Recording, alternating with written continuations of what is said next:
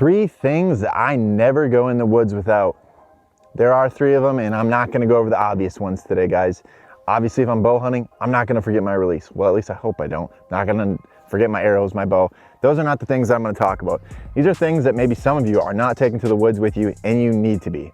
Because the main reason is because when I started using these things, it was a game changer. The success, you know, I'm not gonna say it skyrocketed, but it improved. And anything that we can do to improve odds or success while deer hunting, we need to do, because at the end of the day, we're hunting wild animals and we're stepping into their element. So these are some of the tools that I end up using every single hunt.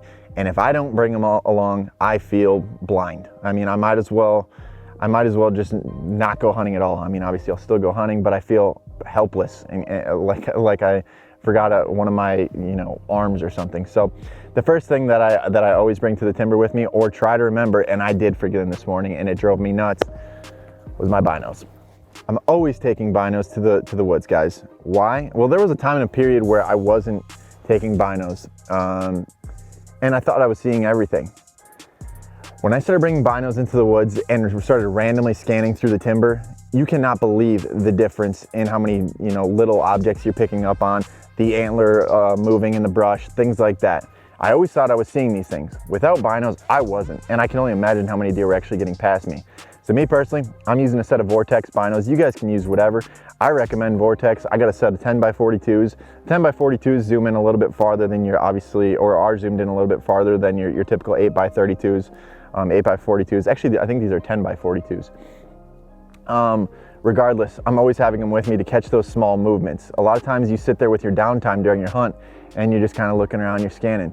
Throw a set of 10 power magnification binos in your hands, you can see 10 times better. Why would you not want to increase your odds and scan everything? And that's what we should be doing at the end of the day, not sitting on our phones. We should probably, which I'm guilty of, we should be scanning the area, into the thickets, things like that, so that we can get a little bit of a jump start or a head start if these deer are moving our direction. And ultimately, think about the intel that you're gonna gain if all of a sudden you saw a buck that you would have never saw without your binoculars. Now you know that there's a buck in the area.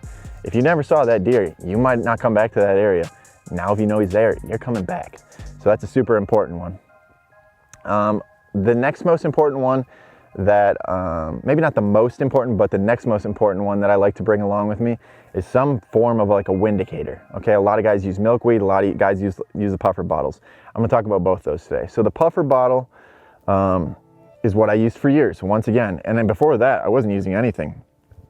And when I was using nothing, I mean, I was basically banking on the weatherman. And we all know that's not a good idea, because the weatherman rarely is 100% correct. So the thing about checking the weather apps and all these different apps, these hunting apps that give you the weather and the wind speed and the wind direction, is they're not in your exact location.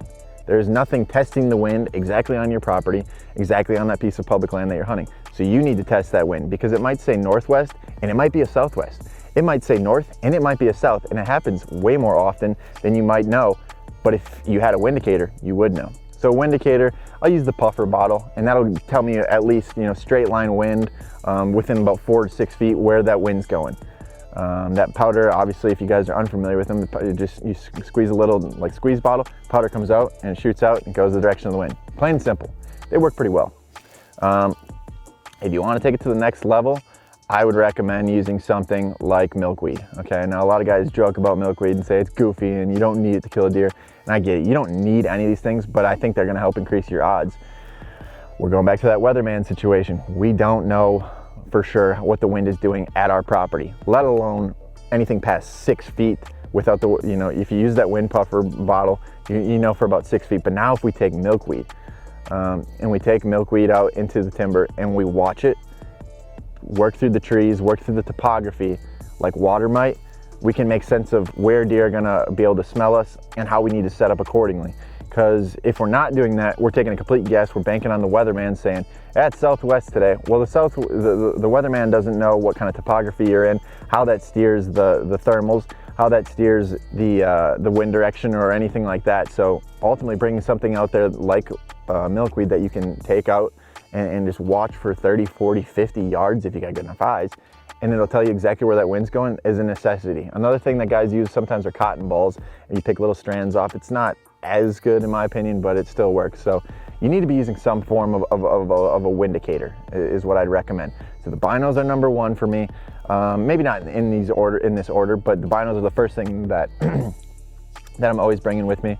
The wind indicator is number two, and number three, most of us should have this with us, but maybe you're not, or maybe you don't. And I know this is generally the case with a little bit the older crowd. When in my line of business, I talk to older property owners, and they're not using app or mapping tools on their phone. They're just not using them. And guys, this is an absolute game changer when it comes to understanding deer movement, making sense of a property, dropping waypoints, and helping you remember things. You can't remember where every single rub was, where every single scrape was, where every bit of sign was. You need these apps. You don't need them, but I mean, you really should be using them to log every little bit of information so that you can make sense of how things are working on a particular piece of property. You use these mapping apps to look at topographical features. There are certain topographical features that absolutely steer deer in certain locations, or deer like to maybe bed on. A couple of them I can come up off the top of my head are the tops of draws. There's always a trail on the top of a draw. It's just an easier point for deer to intersect. They don't want to go down and through these draws. The ridge points. We've all heard about leeward bedding ridges for big bucks, where the wind blows over the back and this point sticks out into, well, it's a point. The point of this ridge, and then they can see everything down below. Now this is, in theory, an ideal bedding location. They're not always there. All these different features that you can look at through these apps before you ever step foot on a property, or even if you've been on the property 100 times, just you can make more sense of those features and why the deer might be using them.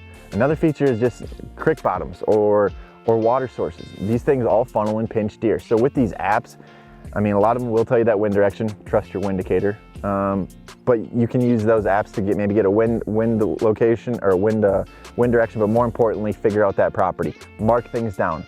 Learn as you go. Log them so that you can be better at every hunt that you go out in the property. So that's one of my top tools that I'm also using. So if I had to name off three for you guys, one is the binos. I feel naked without them. I forgot them this morning. I had a scoped gun and I still felt like, I felt naked without them, because honestly, you shouldn't be scoping just random things anyway. You should be throwing up your binos. It's just safer that way. You never know what's going to happen.